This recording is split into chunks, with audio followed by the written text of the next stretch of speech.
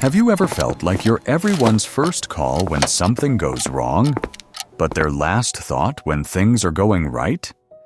Maybe you've spent so much energy fixing everyone else's problems that you've completely run out of gas for your own life. It's a hard pill to swallow, but being the nice one who never says no doesn't always lead to a thank you. More often than not, it just leads to people taking you for granted. If you're tired of feeling like a doormat while everyone else walks all over your time and energy, this story is for you. It's time to talk about the danger of being too good for your own good.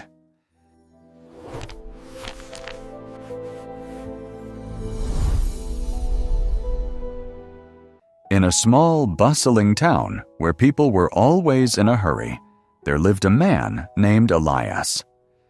Elias was a master clockmaker.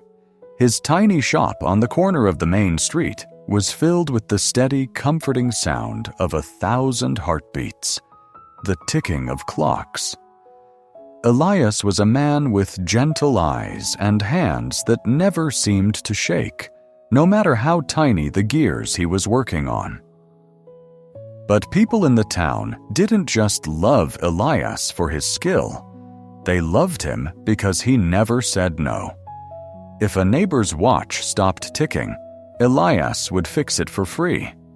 If a stranger came in with a broken music box and no money, Elias would spend his entire night bringing the melody back to life. He believed that a broken clock was like a broken life, and he felt it was his duty to make sure everyone's time kept moving forward. Elias is a saint, the townspeople would say. He has a heart of gold.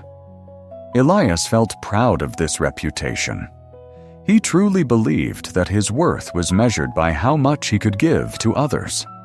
He thought that by being the most helpful person in town, he was building a community of friends who would always have his back. But lately, something felt wrong. Elias was tired, not just the kind of tired you feel after a long day of work, but a deep, bone-weary exhaustion that sleep couldn't fix. His own clocks, the beautiful, intricate pieces he had started years ago, were sitting in the back of his shop, covered in dust and cobwebs. He had no time for his own work because he was too busy fixing everyone else's. One Tuesday afternoon, a man named Julian walked into the shop. Julian was a successful businessman who lived in a large house on the hill. He placed a heavy gold pocket watch on the counter.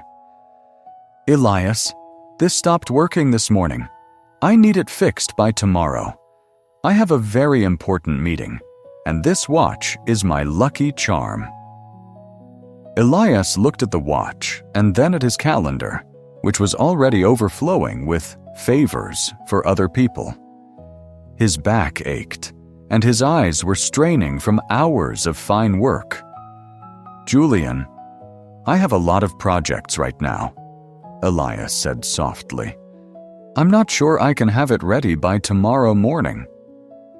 Julian's face immediately darkened. He didn't ask about Elias's health or offer to pay extra for the rush. Instead, he leaned over the counter. "Come on, Elias.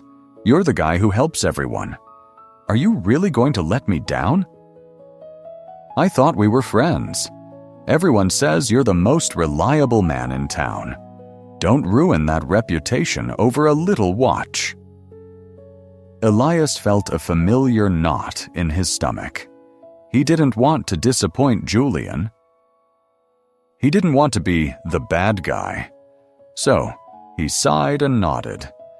"Okay, Julian, I'll stay up and get it done." Julian didn't say, "Thank you." He just turned around and walked out, calling over his shoulder, "I'll be here at 8 sharp." That night, Elias worked under the dim light of a single lamp. His fingers were cramping, and he had to drink cup after cup of coffee just to stay awake. As he worked on Julian's gold watch, he looked around his shop.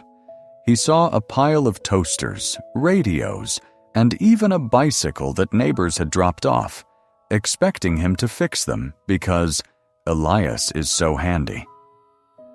He realized he hadn't cooked a real meal for himself in a week.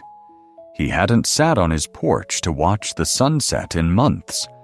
He was surrounded by the sounds of 1,000 clocks, but he felt like he was running out of time.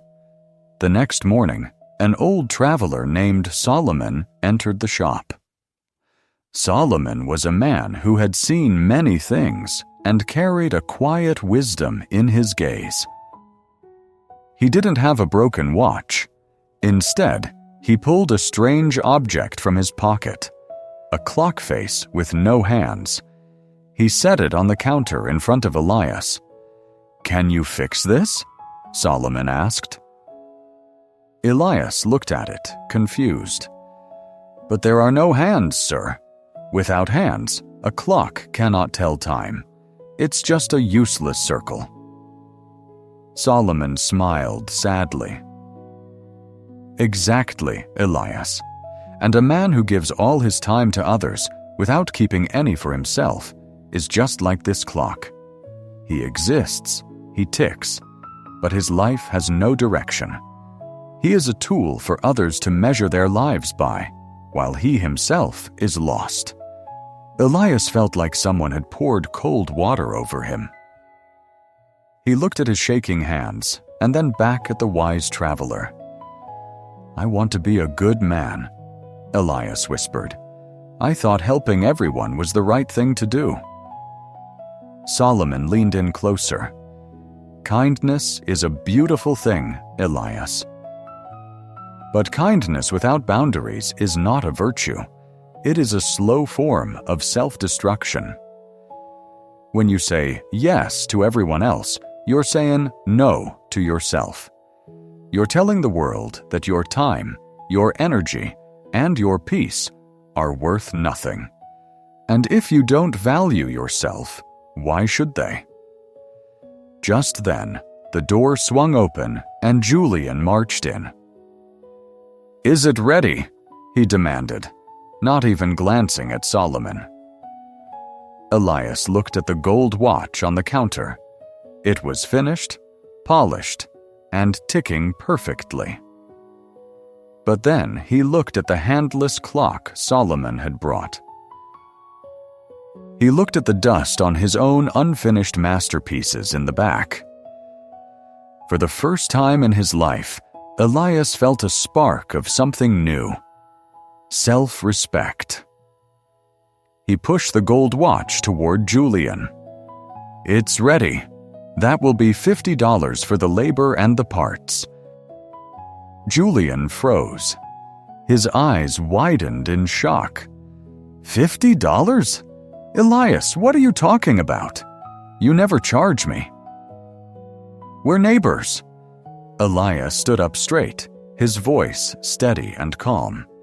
"We are neighbors, Julian, but my time is valuable.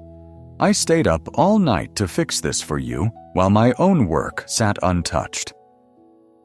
If you value my skill, you will pay for it. If you only value me because I am free, then you don't really value me at all." Julian's face turned bright red. He began to shout, calling Elias greedy and selfish. He told him he had changed and that the whole town would hear about this. Elias didn't flinch.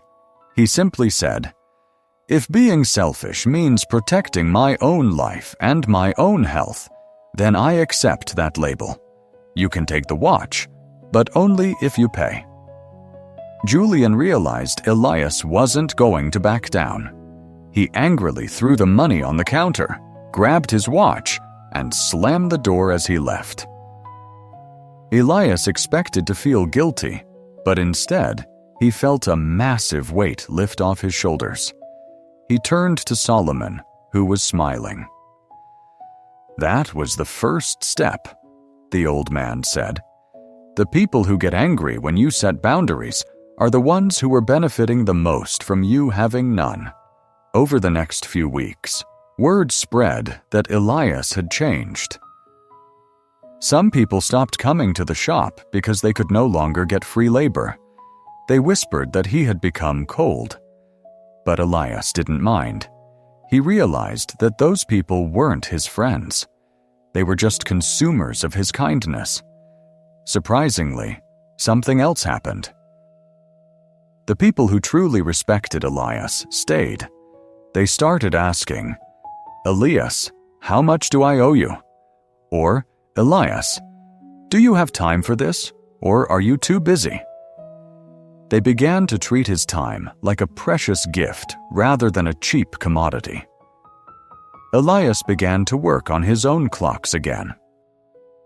He spent his evenings on his porch, breathing in the fresh air. He was still a kind man, but he was now a wise man.